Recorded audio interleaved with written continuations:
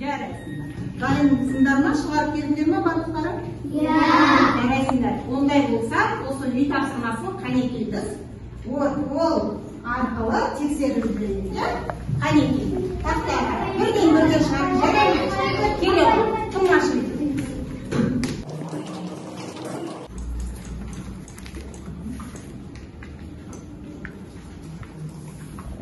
Тексерді. 9 жердегі 4-ім 36.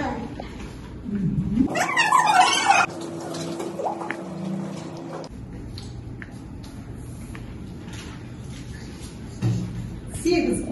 Отыр. 8 көбейту 4. Тең 32.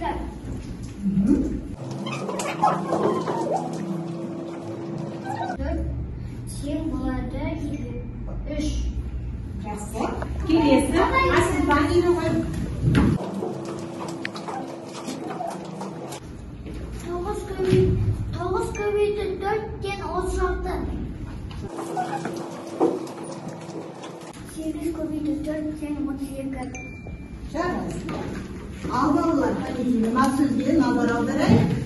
Қандай сөз шықты?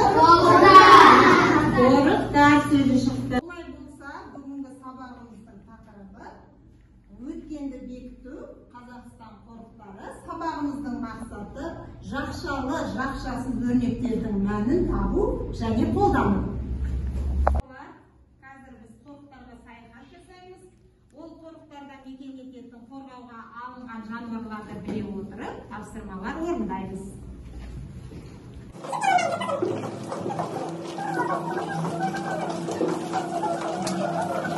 Қанекей дайын болсақ, келе ғой. Сендерге Бірінші 40-15 қосу 4 тең 12. Қайымал орындаңдар бірінші. Бірінші 40 қосу 40 бөлу 5. 40 бөлу 5 амал. Жарайсыңдар. Я, қандай қорық екен? 4. Ал, қорғауға алынған жануар? Арқан. Арқан. Жарайсыңдар, отырады. Келесі. 16 бөлу 4 қосу 15 тең 19.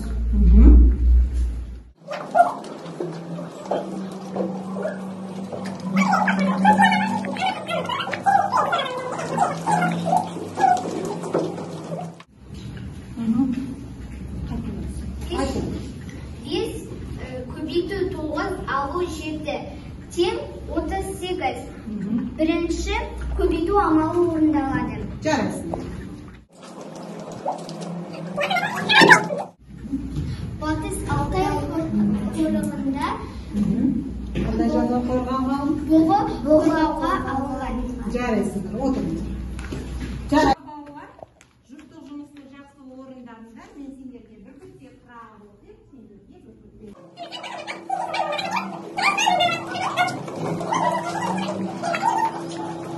Мен сендердің тақталарының үстіне мынандай жұлдызшаларды қойып қойдым. Қазір біз әр тапсырма орындаған сайын бал жазып отырамыз, иә? Әрбір тапсырмаға дұрыс орындаған болсаңдар, бір бал қоясыңдар. Сол балдарыңды осы жұлдызшаға жазып отырыңдар. Сабақтың соңында жалпы балдың санын анықтап, жетістік баспалдағына ілетін боласыңдар. Келістік па? Иә. Түсіндіңдер ме? Иә. Қанекей балалар, бүгінгі күннің ретін жазайық. Бүгін сәуірдің 12-сі сынып жұмысын жазып қояйық. Балалар, енді кітапқа назар аударайық. 16-шы беттегі есептің асын оқиық. Айерке оқып жібер.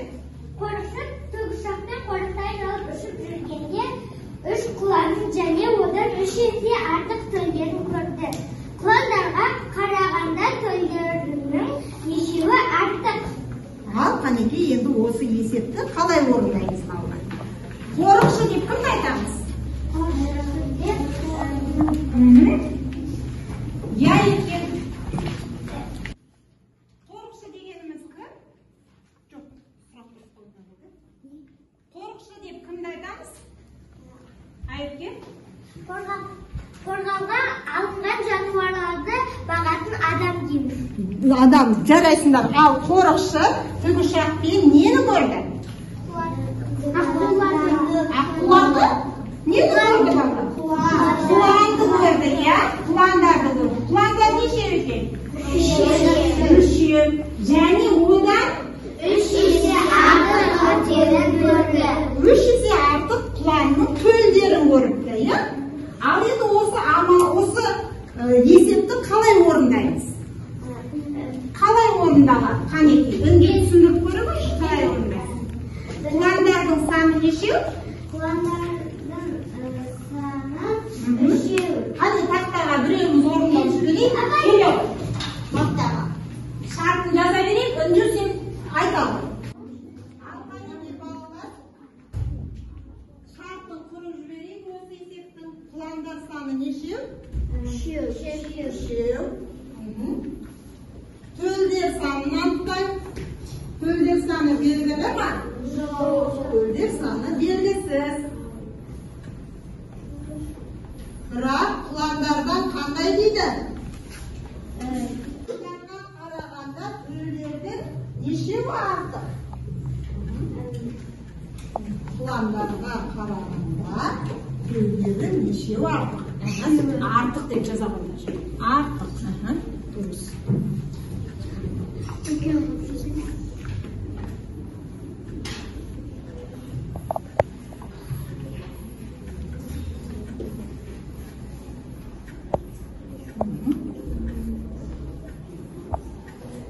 Ал енді шешімін табайық. Балалар, шешімін табамыз. Құландар саны нешеу? 3.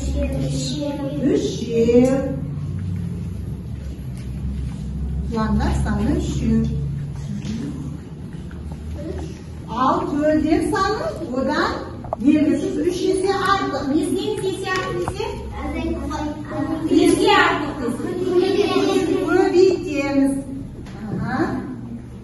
Енді жарайды. Енді бұл жерде қараймыз балалар. Есеп бітті ма шығып? Біткен жоқ. Біздің шартымызда неше сұрақ белгісі тұр? 2 сұрақ белгісі. Біз нені тауып алдық? Төлдердің санын тауып алдық. Сонда төлдердің саны неше екен? 9 екен. Ал құландардың саны неше? 3. Енді сұрағында не деп тұр? Сұрақты оқышы. Құландарға қарағанда төлдерінің нешеуі артық? Құландарға қарағанда төлдерінің нешеуі артық? Ол үшін не істейміз? Азайтамыз. 9-дан 3-ті азайтамыз. Сонда балалар жауабы Ж деп қана жазалады. Ж қосып тұрасың. Ал сұрағына жауап берейік енді балалар. Құландарға қарағанда төлдердің нешеу артық екен? Нешеу артық екен? Нешеу артық екен? 6-ы артық. Ал балалар енді осы есептің сұрағына жауабын айтайықшы қанекей. Сұрағын оқы. Құландарға қарағанда төлдердің нешеу артық? 6-ы артық. Жауабы құландарға қарағанда төлдердің 6-ы артық екен. Балалар орнымыздан тұрып, серілді сатын орындайық.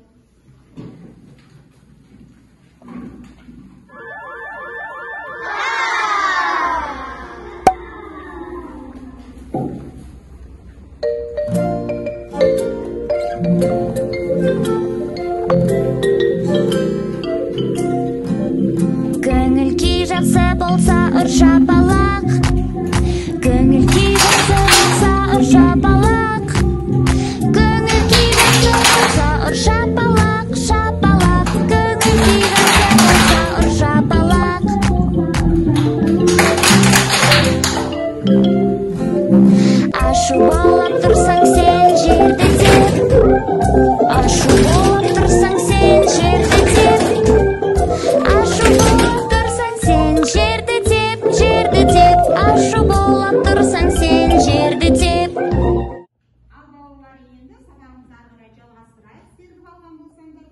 Қазір мен сендерге тапсырмаларды беремін. Жаңа біз орындадық қой тапсырманы. Мына есептер, дәл осы есептер ұқсас, есептер дайындап алып келдім сендерге. Сендер сол тапсырманы дәптерlerіне орындаңдар.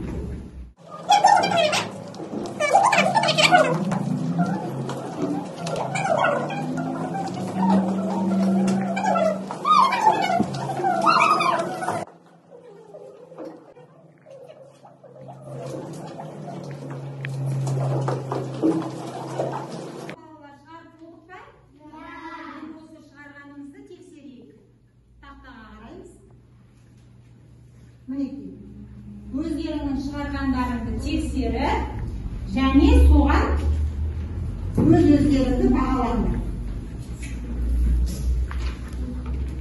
Мінекей, шарты егер дұрыс жазған болса, 1 балл, шешуін дұрыс орындаған болсам 3 балл, жауабын дұрыс жазған болсам 1 балл.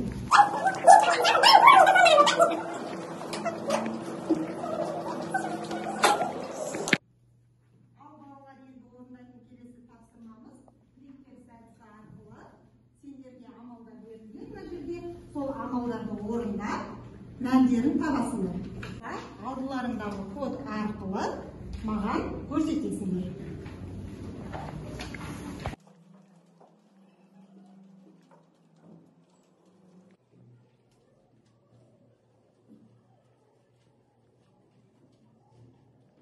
Алқанекей балалар, бүгінгі сабақ ұнады ма сендерге?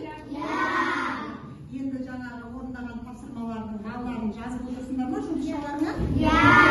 Сол тапсырмалардың жауабын есептеп, балалардың жалпы санын шығарып, 7 жұлдызды баспаларға апарып өздеріне қойды. Сенде қанша болды?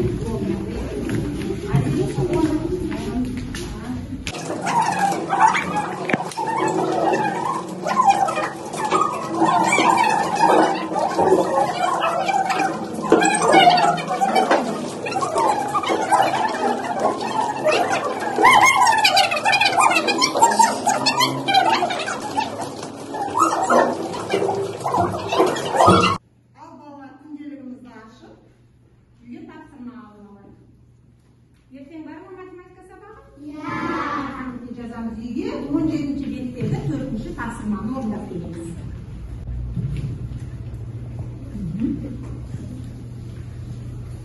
Сабағымыз аяқталды, балалар.